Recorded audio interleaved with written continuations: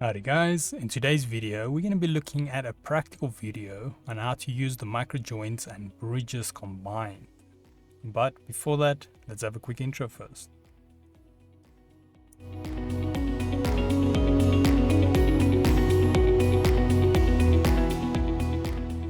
So today's video can be found on softwaretraining.co.za. We make short and easy to watch problem solving videos, and we also have daily updates. Otherwise, we head into the program here. Now, so this current mini series is going to be on practicals, now to use some of these features from our secondary toolbar for the CAM feature. Now, just a quick disclaimer, this process is obviously going to vary depending on your outcome. So this is only going to be one example I'm going to be using on a workflow I might be using, but this, like I said, this will vary depending on yours. I'm not going to go into too much depth about what these settings do, as we've already covered that. This will be more just a quick practical on using them. So now what I want to do in my project, I want to have 3 shapes. So I'm going to add 2 squares and a bigger square in the center. Then what I want to do is join the all 3 of the squares so they become basically a single shape when the final cutout is done. And then I want to make some micro joints so that the actual sheet doesn't just fall out after I've cut it. So now in order to do that, I'm going to just add the layout. So I'll start with the smaller shapes here, put them on the sides, put the big one in the middle.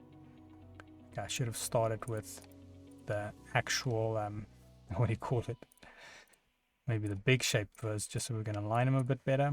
I misjudged the size of it. And then we can add this here in the center. I just want to make sure my smaller shapes are more aligned. And then I'm going to center this. Now in an actual project, you must probably want to throw this right in the origin corner, which in our case will be the bottom left, so we can make a great remnant afterwards. But because this is just a demo, I'm going to just leave this straight in the middle so you can see better what's happened. Now next thing I want to do is, before I head into my CAM, I first want to configure the settings. So I know I want to join these shapes, so that joint must be quite sturdy. So I'm going to go to configuration, micro joints, bridges and remnants, and then set the bridges to, I'm going to go about 60. And because I'm making a straight line through both, I'm going to do this one, create bridges in the same line, just so that I don't have to manually create both. Now when it comes to my micro joint dimensions, I'm going to leave this the same, just at 3. Say OK or apply, and then OK.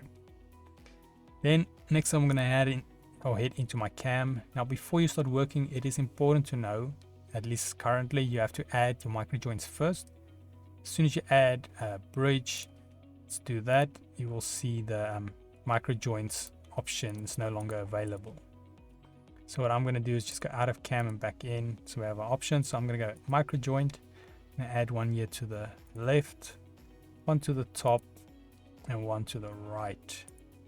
So now it's going to hold on to our overall sheet on 3 places. And then next up, I want to go here to add bridge. Now we've got the create on same line. So now it's quite important that we try and make a straight line. You might have to do this a few times, but I'll try. So I'm going to go click on the inside of the shape close to the edge, go straight to the side and do the same. Now as you can see, I'm a bit off. So let's try that quickly again. Add inside. There we go, it's a little bit better. Now you might want to refine that. You can also manually select them if you don't add the other option. Now what we can do is we go to NC and just preview this. Then we can see it cuts out the first one, and then it keeps all our shapes together with our nice little micro joints. So yeah, otherwise that is it on a practical on doing the actual micro joints and bridges. Especially if you combine them, you might not always want to combine them, but in this case, for the sample I wanted to make, I wanted to have something very specific.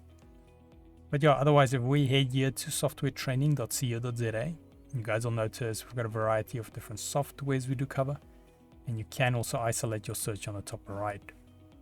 If you do not, however, find the training videos you're looking for, just simply go here, request the training video, fill in the mini form, and then we'll do our best to try and make that for you. But otherwise, thanks guys for watching, and cheers.